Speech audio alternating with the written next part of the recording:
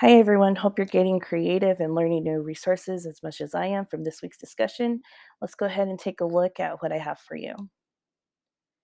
So, we know IDEA as originally signed into law in 1975 as the Education for All Handicapped Children Act, and now know it today as Individuals with Disabilities Education Act. It's a law that makes free, appropriate public education to eligible children with disabilities across the nation and ensures special education related services to those children.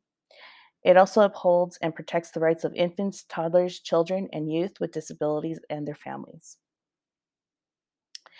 My current teaching impact, I currently work as an English language development instructional aide and have teaching experience using appropriate assistive technology that I use for my English learners.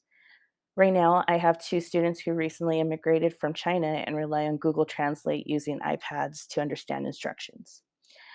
Since I'm not working with more than one group of students right now, I often think of how I can apply this in my future classroom.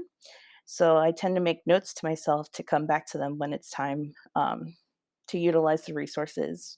When it's time for my future classroom to utilize these resources. And especially learning from this class so far, it's already been beneficial of um, my understanding and growing knowledge of what assistive technology is. Um, what I will do differently.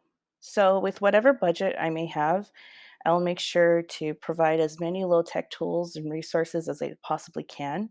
I would love to teach kindergarten, so I definitely see pencil grips as a useful resource for all my students. I would also talk to the occupational therapist at my site to see what helpful tips um, work for them during their student sessions. For mid-tech tools, I would make sure to create a system or routine using assistive technology during centers and trying to incorporate some key understandings within my lessons or social emotional learning time to explain why some students may need the extra support. I would also make sure to stay in communication with admin to see what devices are already on hand and create an inventory list of the items so that I can keep track of how much more devices I may need, fix, or replace.